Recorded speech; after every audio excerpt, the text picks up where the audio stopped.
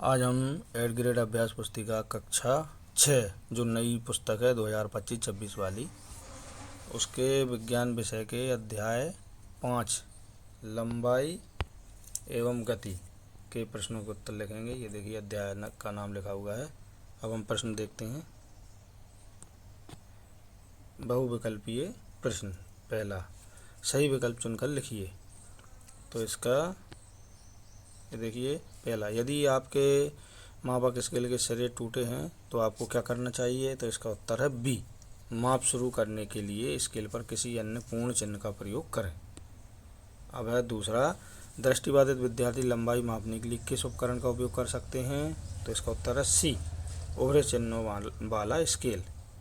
अब तीसरा प्रश्न है, एक घुमावदार रेखा को मापने के लिए धागे का उपयोग करने के बाद आपको आगे क्या करना चाहिए? उत्तर है इसका ए, एक सीधी पैमाने पर धागे की लंबाई मापें।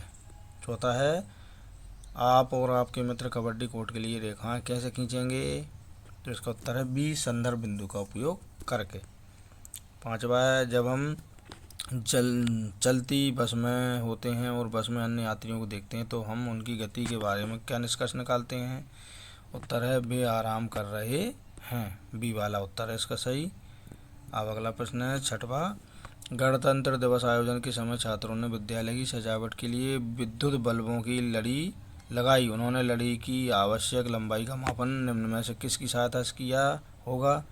तो उत्तर है बी, लचीले मापन फीते से। बी वाले पे टिक कर लें और उसका उत्तर भी लिख लें। ये देखिए, ये एक चित्र दिया हुआ है, इसमें दूरी दी है इंडिया गेट से दिल्ली। तो ये देखो ध्यान से, उपरोक्त चित्र में किलोमीटर सूचक पत्थर दिल्ली से उसकी दूरी को इंगित कर रहे हैं। इस परिस्थिति में संदर्भ बिंदु है, तो इस परिस्थिति में संदर्भ बिंदु है ए, दिल्ली 0 किलोमीटर। ए वाले टिक कर लें। अब है आठवां, स्केल पर माप पढ़ते समय आपकी आंख किस स्थान पर होनी चाहिए? इसका उत्तर है सी, निशाने के ठीक ऊपर। सी वाले पर टिक कर लें। अब प्रश्न क्रमांक 2, रिक्त स्थानों की पूर्ति कीजिए। तो ये देखिए, हमें ये ब्रैकेट में दिए हुए हैं, ये इनमें से ही हमको भरना है। पहला है, 1 इंच में 2.54 सेंटीमीटर होते हैं। दूसरा है, वृत्तीय गति एवं दोलन गति दोनों ही प्रकृति में आवर्ती गति हैं, इसमें आवर्ती आएगा। तीसरा है, बोतल के वक्र भाग की लंबाई मापन हेतु धागा का प्रयोग किया जाता है, इसमें धागा भर लें तीसरे में। चौथा है, लंबाई का SI मात्रक मीटर है, चौथे में मीटर भर लें। पाँचवा, 1 किलोमीटर बराबर होता है 1 मिलीमीटर बराबर होता है 0.1 सेंटीमीटर, तो इसमें 0.1 सेंटीमीटर लिख लें। छठवा है, जब कोई वस्तु वृत्तीय पथ के अनुदिश गति करती है तब उसकी गति वृत्तीय गति कहलाती है, छठवें में वृत्तीय गति लिख लें। अब सातवां, अब ये अति लघुत्तरीय प्रश्न आ गए। तो तीसरा है इसका, दृष्टिबाधित व्यक्ति लंबाई का मापन कैसे करते हैं? उत्तर है, दृष्टिबाधित व्यक्ति ब्रेल स्केल टैप माप का उपयोग करके मापन करते हैं। चौथा है, क्या 2 शहरों के बीच रेल की पटरियों की लंबाई और मोबाइल की मोटाई मापने के लिए मीटर की का मात्रक के रूप में उपयोग सुविधाजनक रहेगा? यदि नहीं तो लंबाई और मोटाई को मापने के लिए किस मात्रा का उपयोग करना चाहिए? उत्तर है नहीं, रेल की पटरियों की लंबाई मापने के लिए किलोमीटर और मोबाइल की मोटाई मापने के लिए मिलीमीटर या सेंटीमीटर का उपयोग करना चाहिए। पांचवा है, अपने दोस्त की लंबाई मापिए और उसे मीटर, सेंटीमीटर तथा मिलीमीटर में व्यक्त कीजिए। दोस्त की लंबाई है 1.65 मीटर, तो सेंटीमीटर में लंबाई होगी 165 मीटर, मिलीमीटर में लंबाई होगी 1650 मिलीमीटर। अब है छठवा, हरदीप और दीपा पार्क में खेलने के लिए गए। दीपा ने एक पाइप पर रस्सी से बंधे झूले पर झूला तथा हरदीप मेरी गो राउंड झूले पर घूमने लगा। हरदीप और दीपा के द्वारा होने वाली गतियों के नाम लिखकर प्रत्येक गति का एक उदाहरण लिखिए। उत्तर है इसका, देखो, दीपा की गति है दोलन गति, झूले पर झूलना। हरदीप की गति है वृत्तीय गति, मेरी गो राउंड झूले पर झूलना। सातवां, निम्न स्थितियों में गति का नाम लिखिए। देखिए, पहली स्थिति है पेड़ से फल गिरना, दूसरी दीवार घड़ी में सुइयों गति। तो पेड़ से फल गिरना होती है सरल रेखी गति, दीवार घड़ी में सुइयों गति होती है वृत्तीय गति। आठवां है, संदर्भ बिंदु से क्या अभिप्राय है? उत्तर है इसका, संदर्भ बिंदु ये वह बिंदु है जिसका उपयोग किसी अन्य वस्तु की स्थिति या गति का वर्णन करने के लिए किया जाता है। अब है 9वां प्रश्न। अब ये लघु उत्तरीय प्रश्न है। लोग किसी वस्तु की लंबाई मापने हेतु हाथ, पैर, उंगली आदि से मापने की बजाय मानक इकाइयों का प्रयोग क्यों करते हैं? उत्तर, इसका मानक इकाइयाँ पूरे विश्व में एक समान होती हैं और सटीक तथा तुलनात्मक माप प्रदान करती हैं, जिससे संचार और व्यापार में सुविधा होती है। 10वां है, अंतर्राष्ट्रीय इकाई प्रणाली में मीटर का क्या महत्व है? उत्तर है इसका, अंतर्राष्ट्रीय इकाई प्रणाली में मीटर लंबाई की मूल इकाई है, क्योंकि यह लंबाई मापन इसके लिए सटीक संदर्भ प्रदान करता है, जिससे वैज्ञानिक अनुसंधान और अंतर्राष्ट्रीय व्यापार में एकरूपता बनी रहती है। अब अगला प्रश्न 11वां, एक घुमावदार रेखा की लंबाई को सही तरीके से कैसे माप सकते हैं? उत्तर है, एक धागे का उपयोग करके घुमावदार रेखा की लंबाई को मापा जा सकता है। प्रश्न क्रमांक 12, निम्न को मापने की इकाई लिखिए।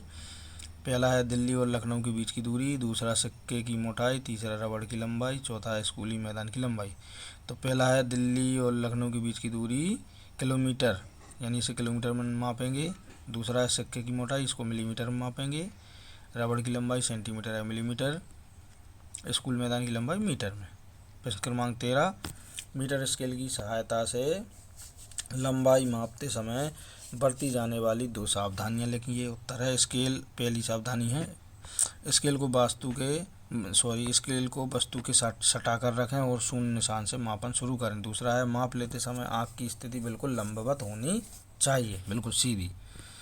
प्रश्न क्रमांक 14, क्या आप कुछ ऐसी वस्तुओं के बारे में सोच सकते हैं जो एक से अधिक प्रकार की गति प्रदर्शित करती है? गति के प्रकार का उल्लेख भी कीजिए। उत्तर है, पहले 1 नंबर, लुढ़कती हुई गेंद, स्थानांतरीय गति, घूर्णन गति। दूसरा, साइकिल का पहिया, स्थानांतरीय गति, घूर्णन गति। अब है 15वां प्रश्न, वस्तुओं की परिधि मापने के लिए लचीले मापने वाले फीते क्यों पसंद किए जाते हैं? उत्तर है, लचीले मापने वाले फीते वस्तुओं के घुमावदार आकार के अनुसार मुड़ सकते हैं और सही माप दे सकते हैं। 16वां है, जब आप अपने और अपने दोस्तों के हाथों की लंबाई की तुलना करते हैं तो आप और आपके दोस्त परिणाम के बारे में क्या पाते हैं? उत्तर है, हम पाते हैं कि उनकी लंबाई अलग अलग हो सकती है, क्योंकि हर व्यक्ति के शरीर का आकार और माप भिन्न होता है। 17वां, जब कोई वस्तु दिशा बदले बिना किसी सीधे रेखा में चलती है तो उसे किस प्रकार की गति कहते हैं? इस गति के 2 उदाहरण भी लिखिए। उत्तर है, जब कोई वस्तु दिशा बदले बिना सीधी रेखा में चलती है तो उसे सरल रेखीय गति कहते हैं। उदाहरण, सीधी सड़क पर चलती हुई कार और ऊपर से सीधी रेखा में गिरता हुआ पत्थर। 18वां, अपनी चारों ओर की विभिन्न वस्तुओं पर ध्यान दीजिए। कुछ वस्तुओं की लंबाई को मिलीमीटर में, कुछ को सेंटीमीटर में और कुछ को मीटर में व्यक्त करना आसान होता है। प्रत्येक श्रेणी में 3 वस्तुओं की सूची बनाइए एवं तालिका लिखिए। ये देखिए, एक तरफ मिलीमीटर है ना, लंबाई का उपयोग मात्रा मिलीमीटर, चींटी पेंसिल की नोक, सेंटीमीटर माचिस और रबर उंगली, मीटर दरवाजा, पेड़, अलमारी। अब दीर्घोत्तरीय प्रश्न है। प्रश्न क्रमांक 19, 3 छात्रों ने अपनी कक्षा की लंबाई मापी और अपने माप बताइए। उनके मापों के मान अलग अलग थे, उनके मापों में अंतर के संभावित कारण क्या हो सकते हैं? उत्तर है, संभावित कारण निम्नलिखित हैं। माप लेने के तरीके में अंतर, उपयोग किए गए उपकरण में अंतर, माप लेने में गलतियाँ, उपकरण का सही ना होना। अब है प्रश्न क्रमांक 20, एक घुमावदार रेखा की लंबाई मापने के लिए धागे का उपयोग करने की प्रक्रिया का वर्णन कीजिए। उत्तर है, घुमावदार रेखा के सिरे पर धागे को रखेंगे, फिर धागे को घुमावदार रेखा के साथ साथ मोड़ते हुए दूसरे सिरे तक ले जाएंगे। इसके बाद घुमावदार रेखा के दूसरे सिरे पर धागे की चिन्हित करेंगे, फिर धागे को सीधा करेंगे और स्केल से लंबाई को मापेंगे। यह घुमावदार रेखा की लंबाई होगी। अब है 21वां, संदर्भ बिंदु की अवधारणा किसी वस्तु की स्थिति का सटीक वर्णन करने में कैसे मदद करती है? उत्तर है, संदर्भ बिंदु एक स्थिर या ज्ञात स्थान होता है जिस किसी भी वस्तु की स्थिति को सटीक रूप से बताया जा सकता है, उदाहरण है, किसी पेड़ से 5 मीटर उत्तर या दक्षिण। इस प्रकार से कभी कभी हम किसी वस्तु की स्थिति को बताते हैं। 22वां, अपने आसपास की वस्तुएं देखिए और 5 गतिशील वस्तु तथा 5 ऐसी वस्तुएं जो विराम अवस्था में हैं सूची बनाइए। इन विराम अवस्था वाली वस्तुओं को गतिशील बनाने के लिए क्या कार्य करेंगे। गतिशील वस्तु: चलती हुई कार, उड़ती हुई चिड़िया, घूमता हुआ पंखा, बहता हुआ पानी, चलती हुई घड़ी की सुई। विराम अवस्था में वस्तुएं: कुर्सी, दीवार, पहाड़, किताब। घर विराम अवस्था वाली वस्तुओं को गतिशील बनाने के लिए किताब को उठाना, कुर्सी को खींचना, दीवार गिराना, पहाड़ तोड़ना। परियोजना कार्य: प्रोजेक्ट 1: आपके परिवेश में आपने वृत्तीय एवं दोलन गति होते हुए कहाँ कहाँ देखा। प्रत्येक के 5-5 उदाहरण लिखिए। उत्तर है वृत्तीय गति के उदाहरण: घड़ी की सुइयों की गति, पंखे के ब्लेड की गति, पृथ्वी का सूर्य के चारों ओर घूमना, साइकिल के पहिए की गति, चरखी पर झूलते हुए व्यक्ति की गति। दोलन गति के उदाहरण: झूले की गति, घड़ी के पेंडुलम की गति, सिलाई मशीन की सुई की गति, गिटार के तार का कंपन, दीवार घड़ी में लटके हुए पेंडुलम की गति।